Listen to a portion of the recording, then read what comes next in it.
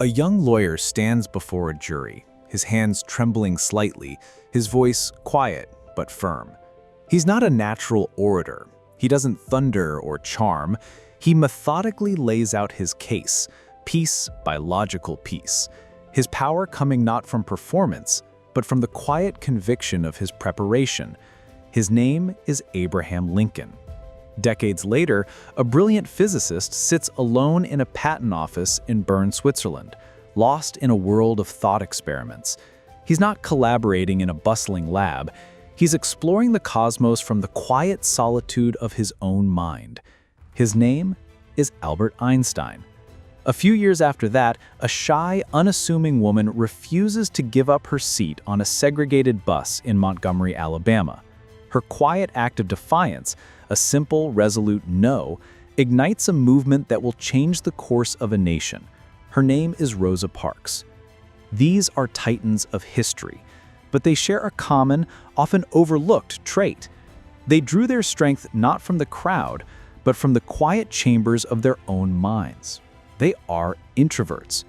In a world that relentlessly celebrates the bold, the loud, and the outgoing, we often miss the profound, world-shaping contributions of those who operate in the shadows. We are taught to admire the charismatic leader, the gregarious innovator, the life of the party.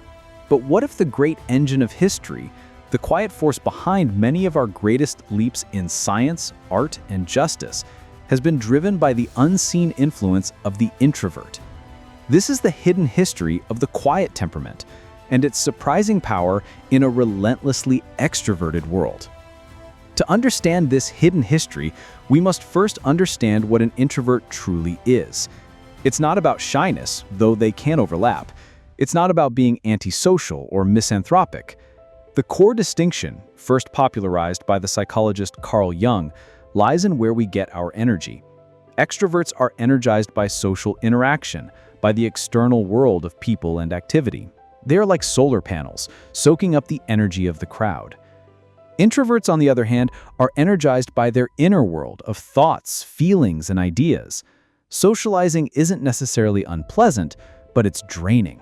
They're like rechargeable batteries needing periods of solitude to power back up. For much of ancient and medieval history, this distinction, while present, wasn't the defining feature we see it as today.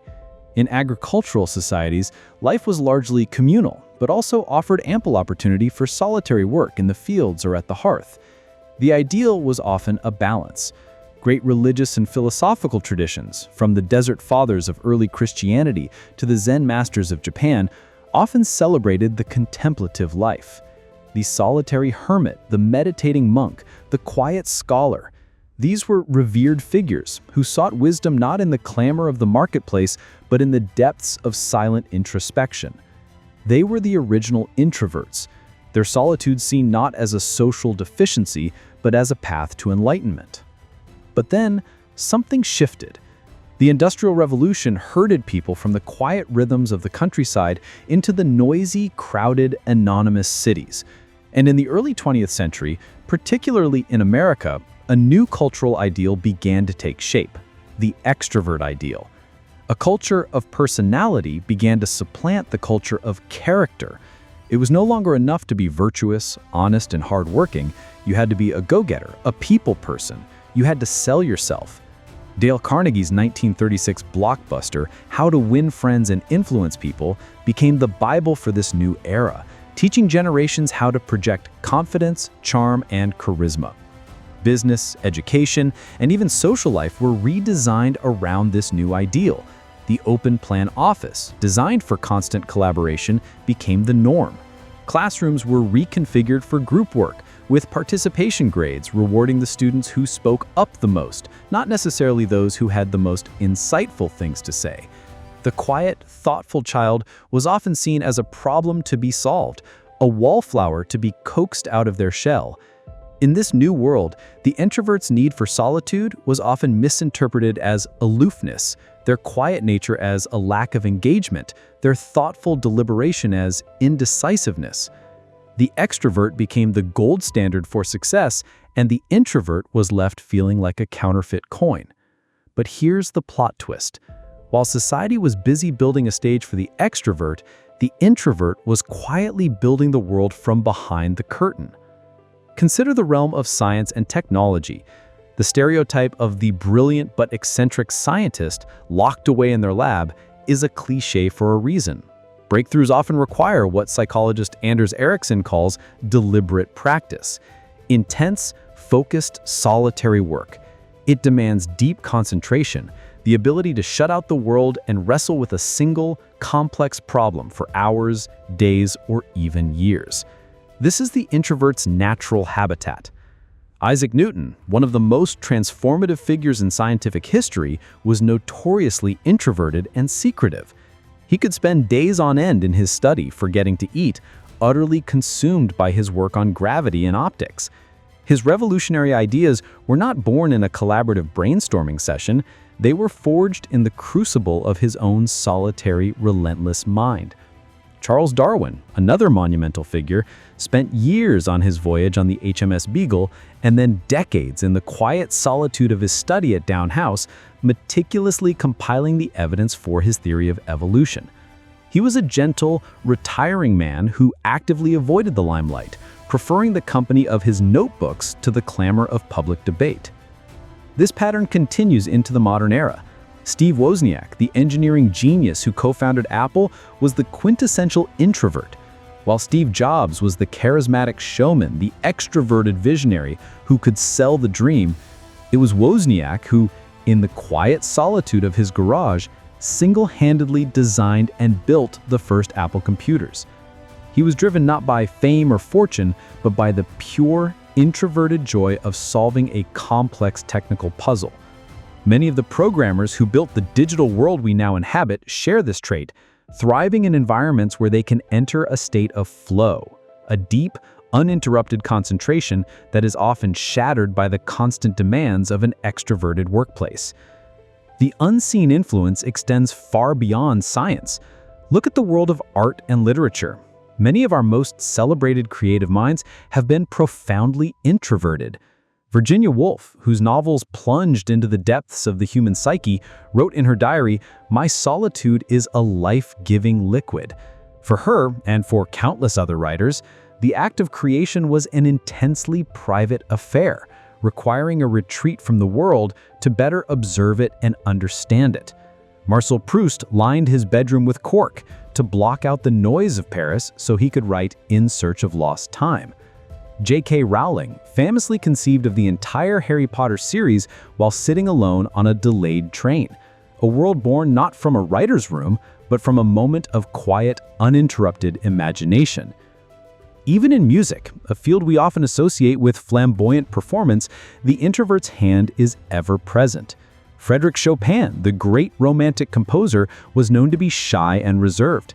He preferred the intimate setting of the Parisian salon to the grand concert hall, his most profound musical explorations happening when he was alone at the piano. Bob Dylan, a voice of a generation, has spent his entire career actively resisting the extroverted demands of celebrity, often appearing distant and enigmatic, his power lying in the poetic depth of his lyrics, crafted in solitude. But perhaps the most surprising arena for the introvert's hidden influence is in leadership. We are conditioned to believe that a leader must be a charismatic, commanding presence, a thundering orator who can rally the troops.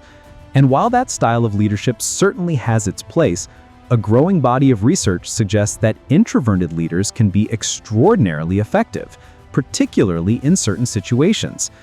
Introverted leaders are often better listeners. They don't feel the need to dominate the conversation, so they are more likely to hear and implement the good ideas of others. They are more receptive to feedback and less likely to be driven by ego. While an extroverted leader might excel at inspiring a passive team, an introverted leader can be exceptional at leading a team of proactive, self-motivated individuals. They create a space for others to shine. Consider Mahatma Gandhi.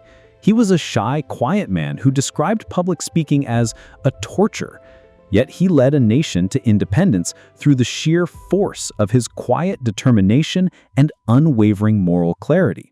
His power was not in his volume, but in his substance. Eleanor Roosevelt, another transformative figure, was a deeply introverted woman who found social events excruciating. Yet she became a powerful advocate for human rights, her influence stemming from her deep empathy, her thoughtful writing, and her one-on-one connections with people from all walks of life. This isn't to say that introverts are inherently better than extroverts. The world needs both. The extrovert's energy can inspire, their social skills can build bridges, their enthusiasm can motivate. The ideal is often a partnership, a balance of temperaments. The partnership of Steve Jobs and Steve Wozniak at Apple, where Eleanor and Franklin Roosevelt in the White House are perfect examples of how these two temperaments can complement each other to achieve incredible things. The problem is not with extroversion, it's with the idealization of extroversion, the societal pressure that suggests it's the only path to success and fulfillment. This pressure has real consequences. In our schools, quiet children are often overlooked, their deep thinking mistaken for disengagement. In our workplaces, introverts can feel compelled to perform a kind of emotional labor, faking an outgoing personality just to fit in, a process that is exhausting and can lead to burnout.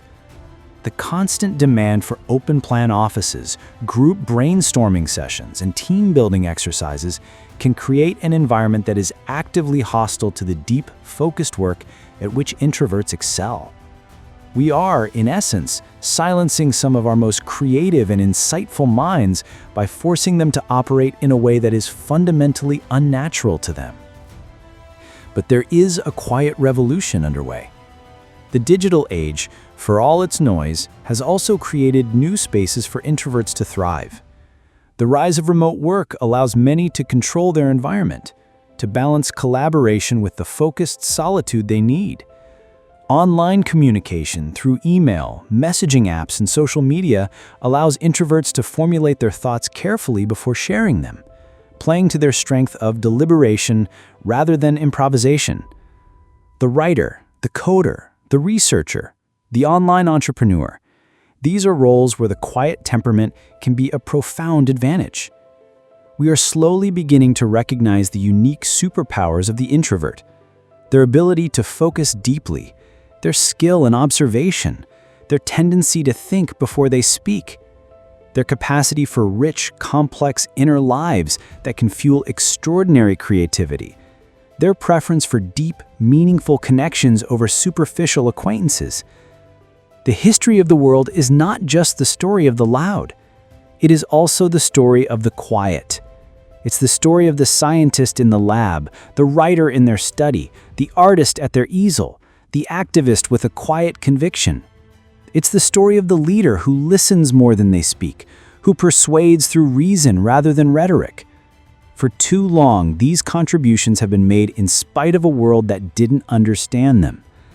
The great unseen influence of introverts lies in the very fabric of our civilization, in the scientific theories that underpin our technology, in the art that enriches our souls, in the quiet acts of moral courage that have bent the arc of history toward justice. Their story is a reminder that the world is changed not only by those who stand in the spotlight, but also by those who, in the quiet solitude of their own minds, dare to imagine it differently. The next time you seek a solution to a complex problem or a moment of profound insight, you might not find it in the noise of the crowd. You might find it, as so many of history's great minds have, in the powerful, productive, and deeply human world of silence. If you found value in this deep dive, please consider liking the video and subscribing to Ages Unseen. Your support is what makes these explorations into the past possible, and it ensures you won't miss our next one. Thank you for watching.